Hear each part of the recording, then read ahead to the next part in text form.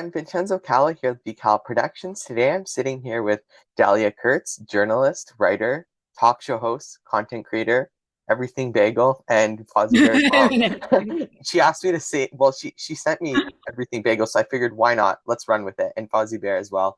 So I guess today we're going to be talking a bit about Canadian journalism, Dahlia's history, and the good stuff, because good is always something you talk about, Dahlia. So thanks for your time and welcome to the VCalla Show. It's an honor to have you here. It is an honor to be on your show. And might I say, it's so funny that you just mentioned that we're going to talk about my history, because before you pressed record, you were asking me something about 2021 and I didn't even remember back. So I don't know how far back you want to go. Well, we're gonna have to see how that goes. I'm not sure how it'll go, but we'll have to see that. But I guess for the audience, I know you quite well, but for the audience who may not know you a bit, or just give a bit of background, who are you and how did you get your start in journalism? That is a very existential question. I'm still figuring out who I am. My start in journalism, it was more of an evolution than a start. This isn't something that I expected to do, but through my experiences, I guess I just evolved into this. And like the reason why I joked about everything bagel is because you asked me how to introduce me for this. And I don't really know. I don't know how to confine myself to a definition of journalist, writer, speaker, talk show host, this, that, or the other. Everything sort of blends into each other. And really, I mean, looking far back, what got me into the world of media, it's very difficult for me to say, because I had lots of points at which I sort of entered it and took a step back and, entered it, I guess, without knowing, and took a step back. But then I met this one guy named Matt Cook. And Matt Cook was a Paralympian. He played sledge hockey. He was very much a Terry Fox story. He got diagnosed with osteosarcoma the same age as Terry, the same leg, had to have the same amputation. And he goes on to play sledge hockey because he can no longer play hockey. And when I met him, he wasn't yet terminal. He didn't yet have a terminal diagnosis. And I said, I need to do a story on you. I wasn't a journalist. I wasn't anything beyond a writer at that point, I guess. And I said, I need to do a story on you. People need to know how inspirational, because this whole journey to get where he was to become a Paralympian was very inspiring. And it really did something. It connected with me. He's somebody that I didn't know long, but knew deeply right away because he resonated. And then when I found out he was diagnosed terminal, it was after I was in a car accident that should have taken my life, but didn't take my life. And it still didn't give me that push that you would think that it would have given me, that drive to become something more and become something more meaningful. When I say more, I mean more meaningful. And when I found out he was diagnosed terminal, I said, Matt, I want to do this story on you. I still want to do it if you're ready. He allowed me to write his story. He took his time to share his story with me when he was, on almost his last breaths. And that story, I ended up getting Toronto Star to publish it. And it changed everything for me. And it was shortly after that that we lost Matt at the same age that we lost Terry Fox. And that story is what birthed my career. And that was also the end of Matt's life. He got me, I still feel like Matt got me into the privileged position that I'm in. And I have to be the one to work very hard to maintain it now. But that's a very abridged version.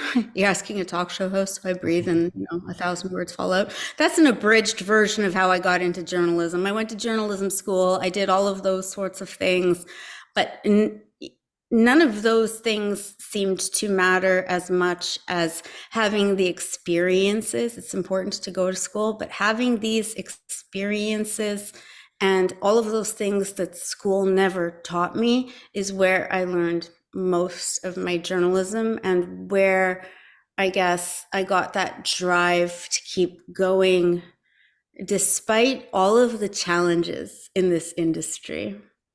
So you touched on a lot of points that I wrote questions about. We'll talk a bit about, the challenges later, and but first let's talk about those experiences that you sort of talked about and have had in your time as a journalist, talk show host, writer. So what have been some of the key moments for you? You've met a lot of people, talked to a lot of people. What have been some of the key moments for you? You know, I've been thinking about that partly because you told me that we would be talking about it, but also partly because I'm writing a book right now, and it's giving me the opportunity to reflect on a lot of these experiences that I've had.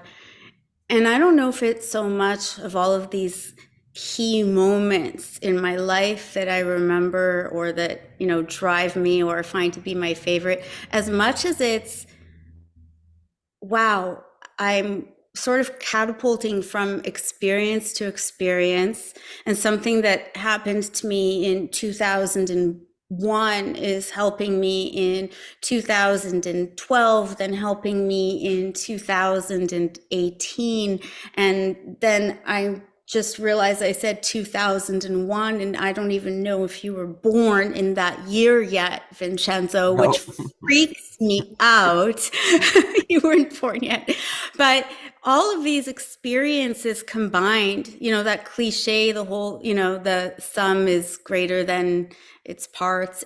That's really what it is, because now I'm finding that all of these things together, I've been blessed with experiences. My life is so rich in all of these various experiences that sort of come together full circle, or push me to widen that circle, or bridge certain gaps for people. I mean, little moments, if we want to look at that, I guess, in the sense of, well, no, he asked you what your favorite experiences are. You must have some favorites that you remember, because I know that's what some people will say when they listen to this, even though to me it's really all of them put together. It's like you can't make a cake without all of these ingredients. And I just compared myself to a cake, but I guess before a bagel. I'm a hungry person. Vincenzo, bagels, cakes. Favorite experiences. I mean, I absolutely loved when I was at Just for Laughs comedy show, and there's this 98-year-old woman heckling the comedians in the audience, and she's funnier than they are, so I invite her on my show.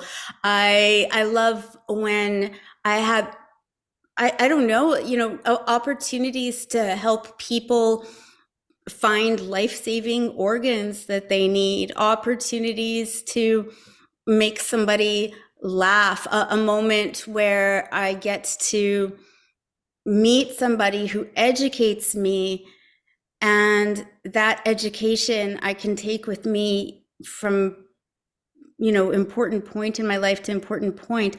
When I got to meet my adopted and now dearly departed grandfather, Alex Paulowin, who was a D-Day hero, and he came onto my show as a guest to commemorate D-Day, and he went on to become like the grandfather that I never had the opportunity to have, because my grandparents were deceased before, I was of a cognizant age.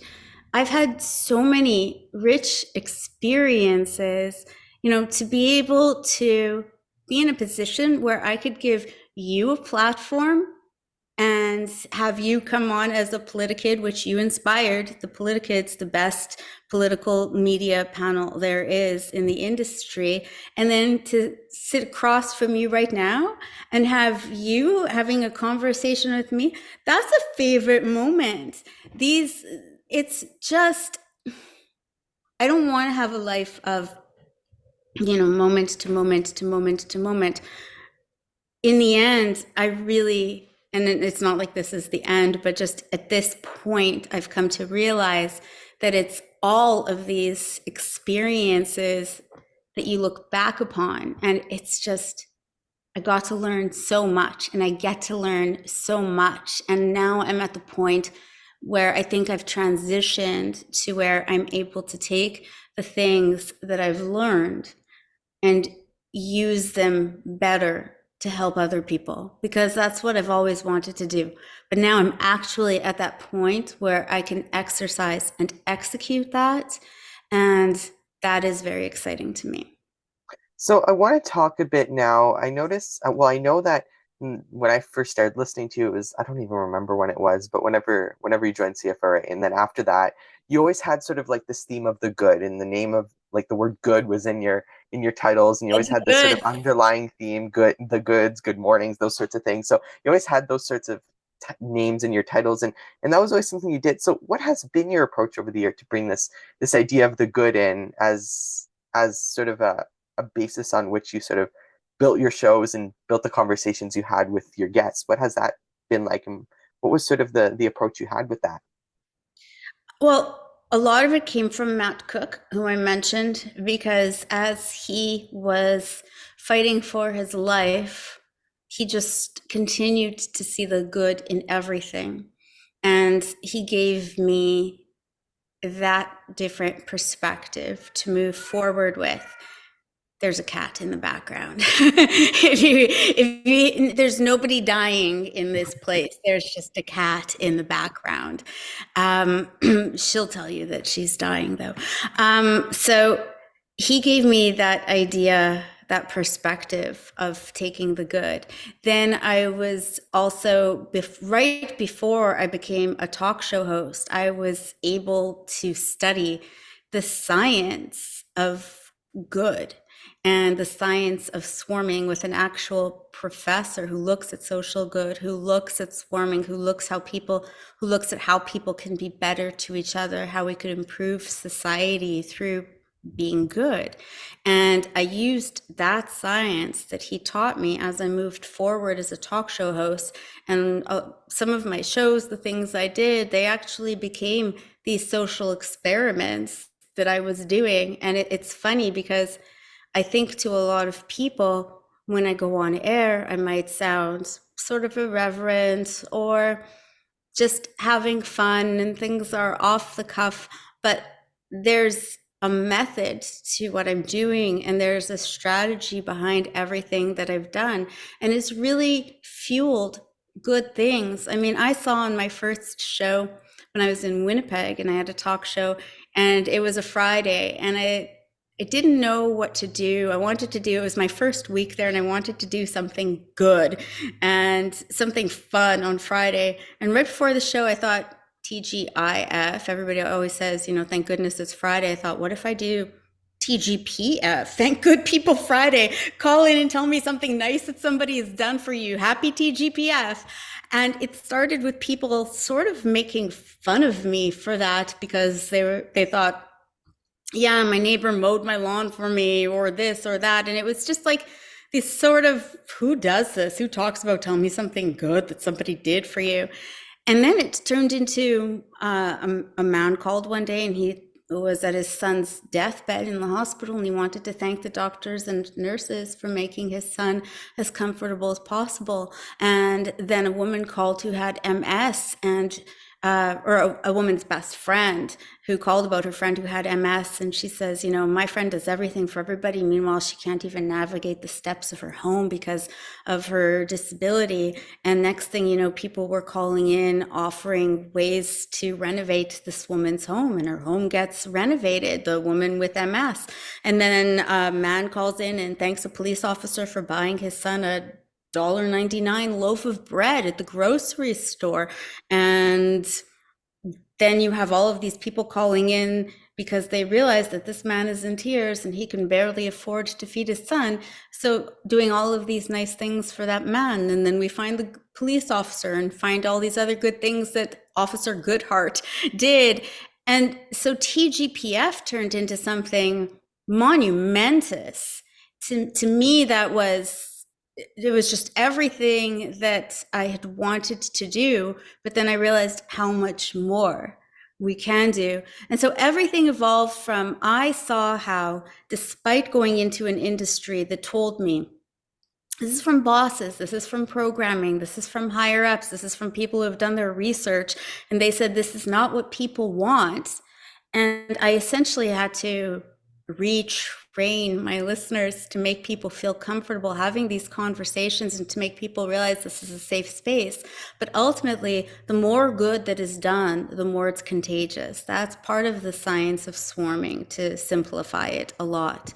And that's what I tried to do with my show. I tried to create this sort of swarming atmosphere, but I have also always had to do that within the confines of the industry and what they want from me, which also meant that my job wasn't just as a talk show host and a producer, because I was producing my own shows too.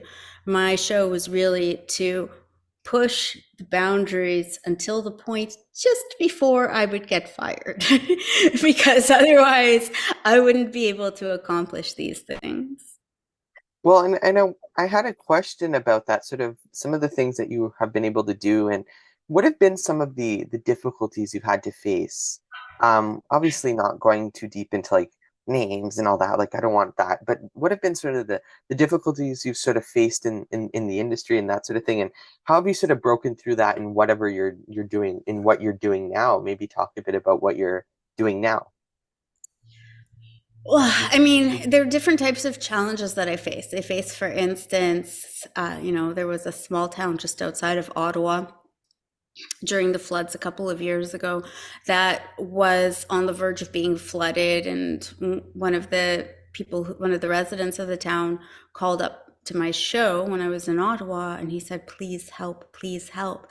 And it just so happened that I had booked the colonel of the Canadian Armed Forces who was in charge of that operation to help during the flooding. And I booked him on my show. And I said, well, the colonel's going to be joining me, who's the head of these operations, to help with the flood. What would you like me to say to him? And he told me, we need the army here. And I basically, I started by telling the colonel on air, this person needs you, this town needs you. The colonel said, no, no, no, can't go, can't go, can't go. That's not part of our operations. That's not part of the plan. And then I resorted to pretty much begging. I pushed him and pushed him and pushed him and pushed him until I got off air and I got news that the colonel had decided, okay, we're switching our operations, we're switching the plan, and we're going to go save this town. And they went to save the town that would have been wiped off the map by the flood. So that's like one type of pushing where you have to just learn or just have the confidence, the chutzpah, the gall to do something like that. Other types of instances would be, I've done stories where I've fought for people with disabilities. I've fought for accessible healthcare. I fought for better healthcare. I have fought to help people who are in disadvantaged situations. And it's really not been advantageous for my career to do so. I've done stories that are 100% true, where somebody employed by the government has come on my show and shared information about real facts, real things that make the government look bad.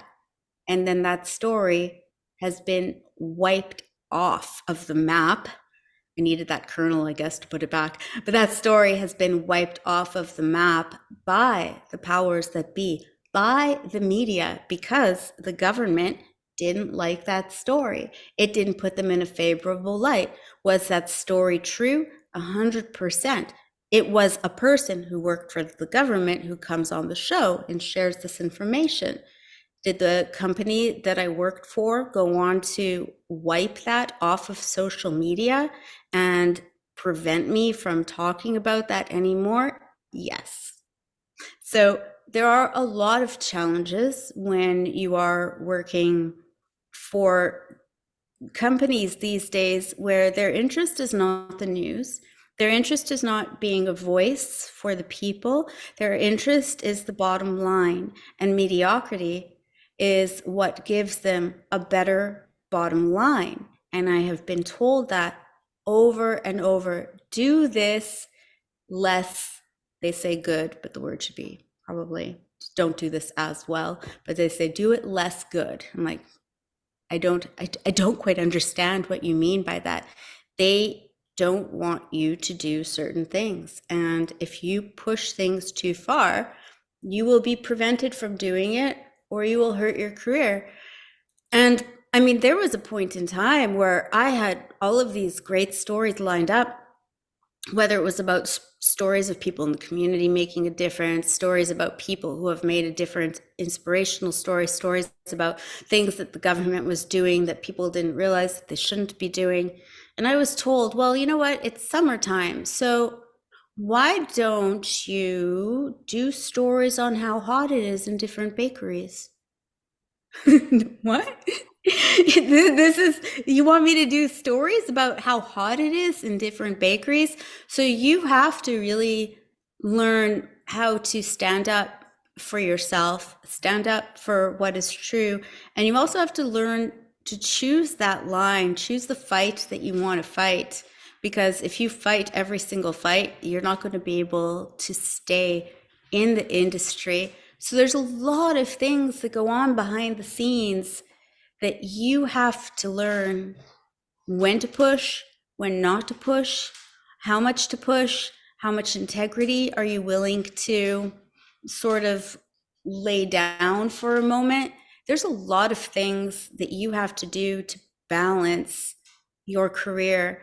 And I don't think a lot of people realize what's really happening in journalism in Canada. I can't speak to journalism in the United States because I haven't practiced there as a journalist, but I can say that it's not the industry that I hoped it would be. And so with that, I decided, and with my workload, I had to just go on my own. And the thing is, I am the toughest boss I've ever had. I'm the hardest boss I have ever had.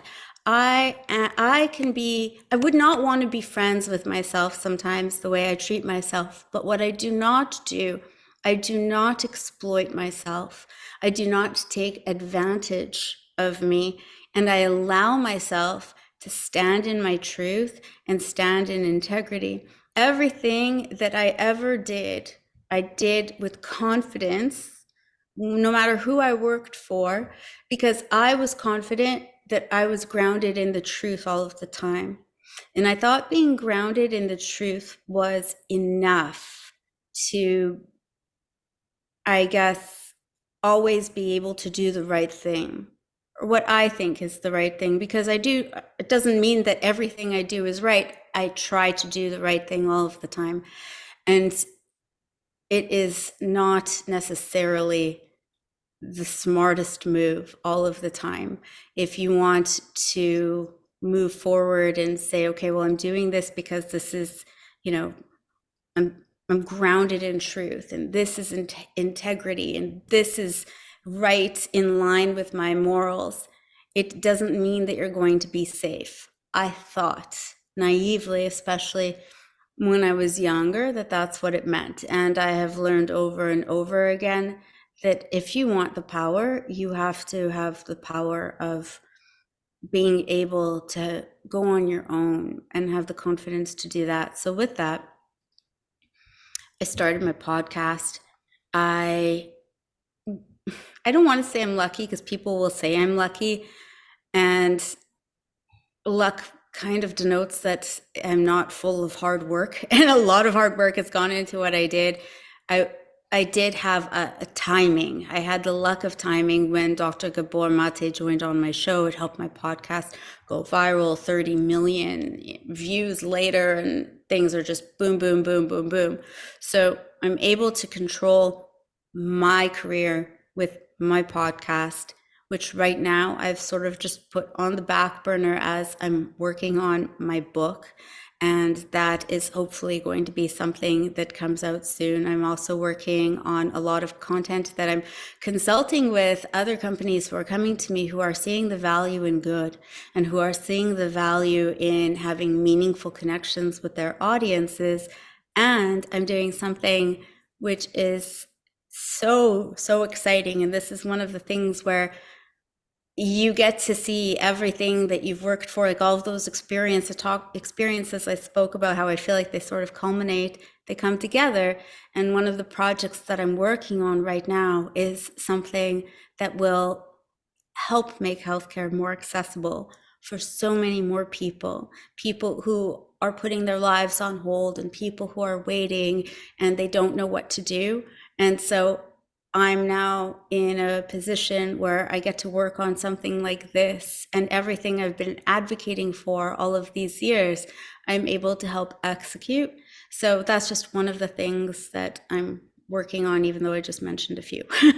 Did I answer any of your questions, Well, Vincenzo? you did, and I guess that's sort of all I have for questions. It was really great having you, very good insights, and so great to have you on my show, sort of switch the other way. So thank you for joining me and sharing so much today and focusing on showing the good that we can see in politics and journalism. We didn't talk about politics much today, but there is good to be found there in journalism and about so much. So thank you for joining me.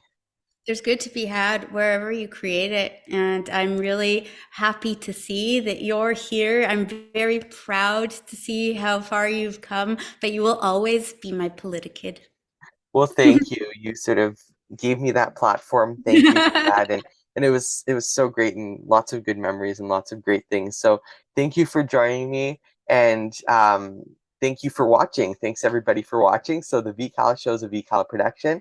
Until the next video, I'm Vincenzo Calla signing out.